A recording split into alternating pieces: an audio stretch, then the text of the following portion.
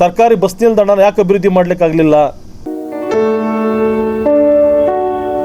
ನೆಲಮಂಗಲ ಕೆರೆನ ಯಾಕೆ ಸ್ವಚ್ಛ ಮಾಡಲಿಕ್ಕಾಗಲಿಲ್ಲ? ಈಜುಡಿ ತಂದು ನೆಲಮಂಗಲ ಚರಂಡಿಗಳನ್ನ ಯಾಕೆ ಸ್ವಚ್ಛ ಮಾಡಲಿಕ್ಕಾಗಲಿಲ್ಲ? ಇಡೀ ರಾಜ್ಯದಲ್ಲಿ, ಇಡೀ ಬೆಂಗಳೂರು ಗ್ರಾಮಾಂತರದಲ್ಲಿ ಜಾಸ್ತಿ ಭ್ರಷ್ಟ ತಹಸೀಲ್ದಾರ್ ಯಾರವ್ರೆ ಅಂದರೆ ನೆಲಮಂಗಲ ತಹಸೀಲ್ದಾರ್ ಅಂತಕ್ಕಂಥದ್ದು ಇಡೀ ಜನಕ್ಕೆ ಗೊತ್ತಿರತಕ್ಕಂಥ ವಿಚಾರ.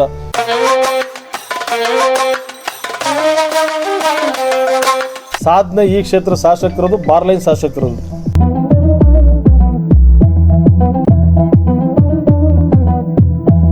ನೆನ್ನೆ ನಮ್ಮ ನಾಯಕರು ಮತ್ತು ನಮ್ಮ ಗ್ರಾಮಾಂತರ ಕ್ಷೇತ್ರ ಶಾಸಕ ಸುರೇಶ್ ಗೌಡ್ರು ಹೇಳ್ತಾ ಇದ್ರು, ನಾವು ಶಾಸಕರಾಗಿ ಭಿಕ್ಷೆ ಬೇಡಂಥ ಪರಿಸ್ಥಿತಿ ಬಂದ್ಬಿಟ್ಟಿದ್ದೀವಿ ಸರ್ಕಾರದಲ್ಲಿ, ಒಂದೇ ₹1 ನ್ಯಾಯ ಪೈಸೆ ಹಣ ಬಿಡುಗಡೆ ಮಾಡ್ತಾ ಇಲ್ಲ ಅಂತೇಳಿ ಕಾಂಗ್ರೆಸ್ ಸರ್ಕಾರನ ಕೇಳಲಿಕ್ಕೆ ಬಯಸ್ತೀನಿ. ಯಾವ ಪುರುಷಾರ್ಥಕ್ಕೋಸ್ಕರ ಸಮಾವೇಶ ಮಾಡ್ತಾ ಇದ್ದೀರಾ ನೀವು ರಾಜ್ಯದಲ್ಲಿ ಅಂತಕ್ಕಂಥದ್ದನ್ನು? ಜನಗಳಿಗೆ ಆಶ್ವಾಸನೆ ಕೊಟ್ಟು ಓಟ್ ಹಾಸ್ಕೊಳ್ಳೋದು ಭಾಳ ಸುಲಭವಾದ ಕೆಲಸ.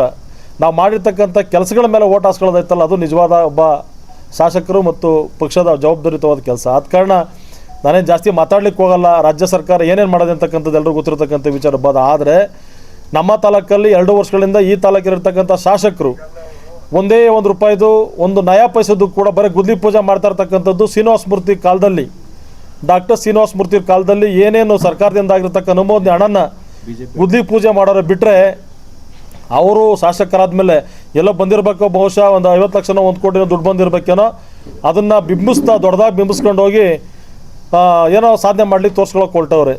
ಅದಕ್ಕೆಲ್ಲೂ ಕೂಡ ಜಾಸ್ತಿ ಕಮಿಷನ್ ಸಿಗಲಿಲ್ಲ ಅಂಥೇಳಿ ಒಂದು ಬೃಹತ್ತಾಕಾರವಾದ ಏನು ದೊಡ್ಡ ಸಾಧನೆ ಮಾಡಿದ್ದೀನಿ ಅಂತೇಳಿ ತೋರಿಸ್ಕೊಳ್ಳಿಕ್ಕೋಸ್ಕರ ರಾಜ್ಯದ ಮುಖ್ಯಮಂತ್ರಿಗಳು ಕರ್ಕೊಂಬಂದಿಲ್ಲಿ ಋಷಭಾವತಿ ನೀರನ್ನು ಕೂಡ ಗುದ್ಲಿ ಪೂಜೆ ಮಾಡೋಂಥ ಕೆಲಸ ಮಾಡಿದ್ರು.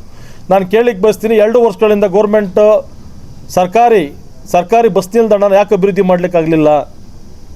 ನೆಲಮಂಗಲ ಕೆರೆನ ಯಾಕೆ ಸ್ವಚ್ಛ ಮಾಡಲಿಕ್ಕಾಗಲಿಲ್ಲ? ಈಜುಡಿ ತಂದು ನೆಲಮಂಗಲ ಚರಂಡಿಗಳನ್ನ ಯಾಕೆ ಸ್ವಚ್ಛ ಮಾಡಲಿಕ್ಕಾಗಲಿಲ್ಲ? ಡಬಸ್ಪೇಟೆ ಕೈಗಾರಿಕಾ ಪ್ರದೇಶದಲ್ಲಿ ತುಂಬಿ ತುಳುಕಾಗ್ತಿರ್ತಕ್ಕಂಥ ಏನು ವಿಮಾನ ನಿಲ್ದಾಣ ಬರ್ತದೆ ಅಂತಿದ್ದಂಗೆ ನಾನು ಶಾಸಕ ಸ್ಥಾನಕ್ಕೆ ರಾಜೀನಾಮೆ ಕೊಟ್ಟಿರ್ತೀನಿ ಅಂತೇಳಿ ಉಗ್ರಾವೇಶ ಮಾಡ್ತಾ ಇರ್ತಕ್ಕಂಥ ಶಾಸಕರೇ, ಡಬಸ್ಪೇಟೆ ಕೈಗಾರಿಕಾ ಪ್ರದೇಶದಲ್ಲಿ ವರ್ಷಕ್ಕೆ ಒಂದೊಂದ್ಸತಿ 12,000 ಎಕರೆ, 500 ಎಕರೆ, 600 ಎಕರೆ ಜಮೀನು ಅಕ್ವೈರ್ ಮಾಡ್ತಾವ್ರಲ್ಲ, ಎಲ್ಲೋಗಿತ್ತು ನಿಮ್ಮ ಕನಸಿನ ಕೂಸು? ಯಾಕೆ ಅದು ಕೂಡ ರೈತರ ಜಮೀನು ಅಕ್ವೈರ್ ಮಾಡ್ತಾ ಇರ್ತಕ್ಕಂಥದ್ದು ನಿಮ್ಗೆ ಗೊತ್ತಿಲ್ವ? ಅದು ವಿಮಾನ ನಿಲ್ದಾಣ ಅಂತಿದ್ದಂಗೆ ವಿಮಾನ ನಿಲ್ದಾಣ ಬಂದರೆ ಕೆಲ ಕಡೆ ಅಭಿವೃದ್ಧಿ ಆಗೋದ್ರಲ್ಲಿ ಅನುಮಾನನೇ ಇಲ್ಲ. ಊರುಗಳು ಖಾಲಿ ಆಗ್ತವೆ ಅನ್ನೋದು ಬಿಟ್ಟರೆ ಅಭಿವೃದ್ಧಿ ಆಗೋದ್ರಲ್ಲಿ ಅನುಮಾನನೇ ಇಲ್ಲ. ಬಟ್ ಆದರೆ ಅದನ್ನು ಯಾವ ರೀತಿ ವಿರೋಧ ಮಾಡ್ತೀರಿ? ಕೈಗಾರಿಕಾ ಪ್ರದೇಶಕ್ಕೆ ಅಂತೇಳಿ ಡಬಸ್ಪೇಟೆ ಒಳಗೆ ಅಕ್ವೈರ್ ಮಾಡ್ತಾ ಇರ್ತಕ್ಕಂಥದ್ದನ್ನು ಯಾಕೆ ವಿರೋಧ ಮಾಡ್ತಾ ಇಲ್ಲ ತಾವು? ಅದ್ರ ಜೊತೆಯಲ್ಲಿ 100 ಹಾಸಿಗೆ ಒಳಪಟ್ಟಂಗೆ 100 ಬೆಡ್ ಹಾಸಿಗೆನ ನಾನು ಸಾಧನೆ ಮಾಡಿದ್ದೀನಿ ಅಂತೇಳಿ ತಮ್ಮಂದು ಬೇಗೂರ್ಗೆ ಹಾಕ್ತಿರಲ್ಲ. ಲಕ್ಷಾಂತರ ಜನ ವಾಸ ಮಾಡ್ತಕ್ಕಂಥ ಡಬಸ್ಪೇಟೆಯಲ್ಲಿ ಯಾಕೆ ಡಬಸ್ಪೇಟೆ ನಿಮ್ಮ ಕಣ್ಣು ಕಾಣ್ತಾ ಇಲ್ವಾ?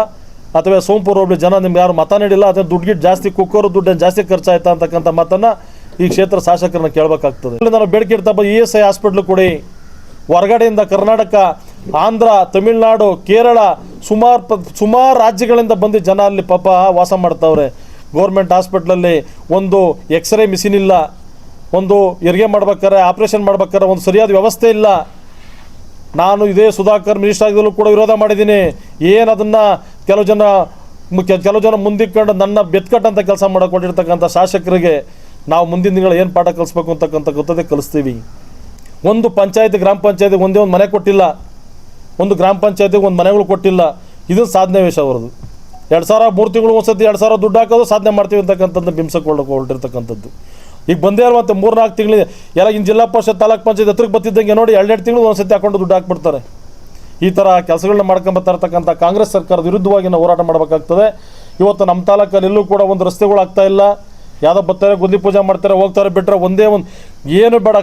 ನಾನು ಗೌರ್ಮೆಂಟ್ ಬಸ್ ಸ್ಟ್ಯಾಂಡಲ್ಲಿ ಮಲಗ್ತೀನಿ ಅಂತ ಹೇಳಿದೆ, ಆ KSRTC ಬಸ್ ಸ್ಟ್ಯಾಂಡನ್ನು ಅಭಿವೃದ್ಧಿ ಮಾಡಲಿಕ್ಕಾಗಲಿಲ್ಲ. ಒಂದು ಸಣ್ಣ ಬಾತ್ರೂಮ್ ಕಟ್ಟಿಗೆ ಆಗಲಿಲ್ಲ. ಅಲ್ಲಿ ಎಲ್ಲ ಅಧಿಕಾರಿಗಳನ್ನ ನಮ್ಮ ಕೃಷ್ಣ ಬೈರೇಗೌಡರು ಹೇಳ್ತಾ ಇದ್ರಲ್ಲ, ಅವ್ರದ್ದೇ ಅಧಿಕಾರಲ್ಲಿ ತಹಸೀಲ್ದಾರಲ್ಲಿ ನಮ್ಮ ತಾಲೂಕು ಆಡಳಿತ ಇಡೀ ರಾಜ್ಯದಲ್ಲಿ, ಇಡೀ ಬೆಂಗಳೂರು ಗ್ರಾಮಾಂತರದಲ್ಲಿ ಜಾಸ್ತಿ ಭ್ರಷ್ಟ ತಹಸೀಲ್ದಾರ್ ಯಾರವ್ರೆ ಅಂದರೆ ನೆಲಮಂಗಲ ತಹಸೀಲ್ದಾರ್ ಅಂತಕ್ಕಂಥದ್ದು ಇಡೀ ಜನಕ್ಕೆ ಗೊತ್ತಿರತಕ್ಕಂಥ ವಿಚಾರ.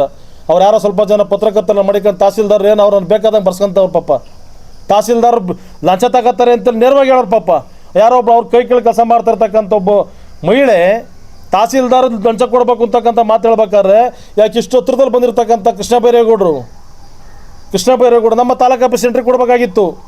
ಎಷ್ಟು ಕಡತಗಳಲ್ಲವೇ, ಎಷ್ಟು ಅಪ್ಲಿಕೇಶನ್ ಫಾರಮ್ಗಳಲ್ಲವೇ, ಎಷ್ಟು ಸಾಮಾನ್ಯ ಜನ ಅರ್ಜಿಗಳನ್ನ ಹಾಕ್ಬಿಟ್ಟು ಎಣಗ್ತಾವ್ರೆ ಅಂತಕ್ಕಂಥದ್ದನ್ನು ನೋಡಬೇಕಾಗಿತ್ತು. ಅದನ್ನು ನೋಡೋಂಥ ಕೆಲಸ ಮಾಡಲಿಲ್ಲ. ಆದ ಕಾರಣ ರಾಜ್ಯದ ಬಗ್ಗೆ ನಮ್ಮ ನಾಯಕರುಗಳು ಎಲ್ಲರೂ ಕೂಡ ಹೇಳೋರೆ, ಏನೇನು ಮಾಡ್ತಾರೆ ಮಾಡಲಿ, ನಮ್ಮ ನಿಲುವಿಷ್ಟೇ, ಶಾಸಕರಾಗವ್ರೆ ಮಾಡಲಿ. ಯಾವುದಕ್ಕೆ ಕೇವಲ ಜನಗಳನ್ನ ಮೆಚ್ಚೋಕ್ಕೋಸ್ಕರ, ಜನಗಳನ್ನ ಆಶ್ವಾಸನೆ ಕೊಡಲಿಕ್ಕೋಸ್ಕರ ಕೆಲಸ ಮಾಡಲಿದ್ದು ಬೇಡ. ಜನಗಳ ಮನವೊಲಿಕೆ, ಜನಗೆ ಅನುಕೂಲ ಆಗೋಂಥ ಕೆಲಸ ಮಾಡಬೇಕು, ಜನ ಒಪ್ಪಂಥ ಕೆಲಸ ಮಾಡಬೇಕು.